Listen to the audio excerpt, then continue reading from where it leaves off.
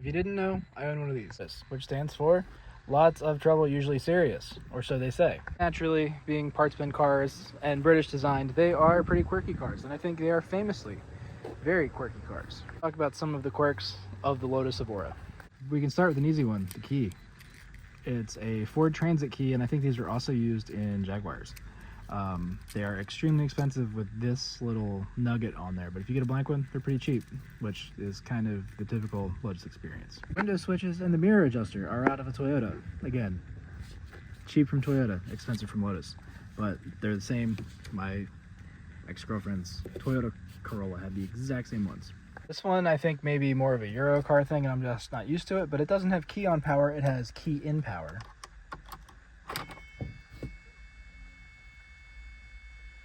A second to boot up, but you can see like the radio is coming on, the dash is on, and it won't turn the radio off if the car was running until you pull the key out. As soon as you pull the key, it kills the power.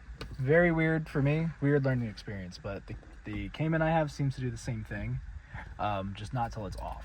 This is kind of a weird one, and I've heard Doug DeMuro talk about it. This is why he has a Carrera GT and a Ford GT, because they usually use the same leathers that they get from the same companies that they use for their regular cars, but we have issues with like the leather drying out and shrinking.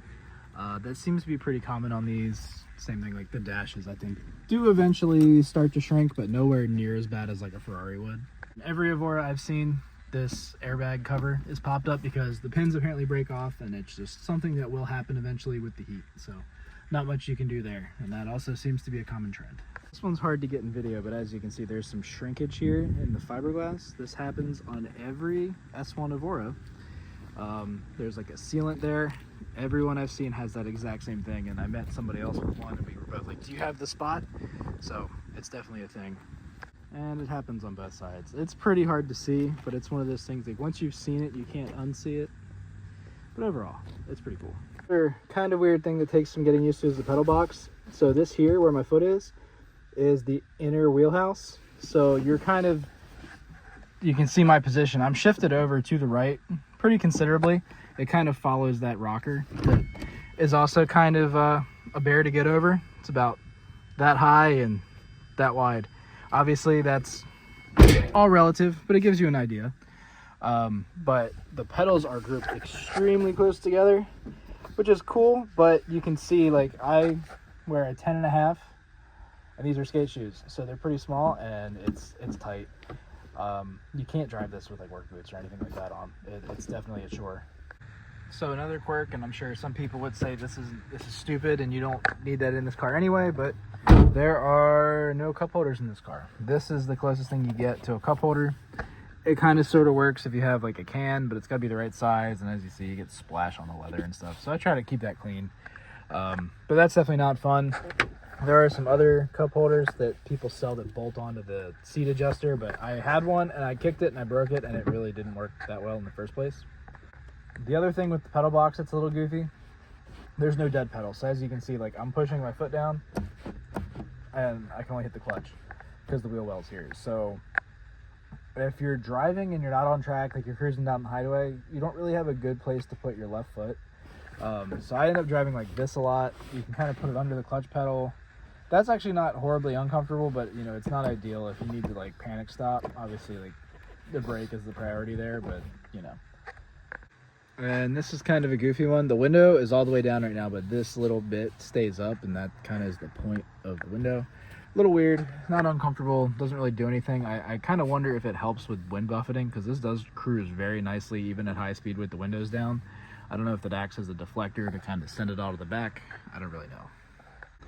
So obviously this is a Toyota engine, and coming with that you get a lot of Denso parts. And while we can't see them there, you can see on this one we have Japanese writing because it's straight from the Toyota. And it's kind of the same story with a lot of the other labels and stickers that are on this. The blower is a Harrup, which I think comes from Australia, but the coil packs and everything have Toyota Denso stuff on them.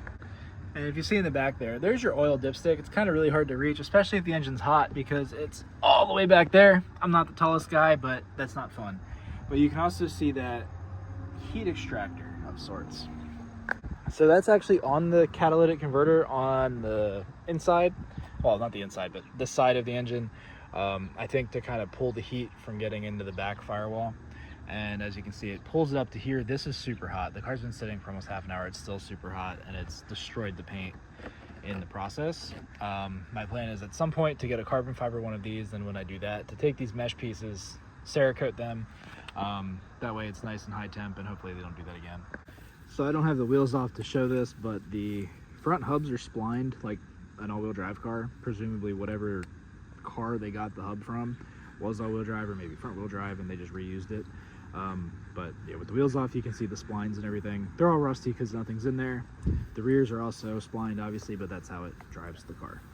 And then the last thing I can think of is no way to show this, but the car is very sensitive to wind.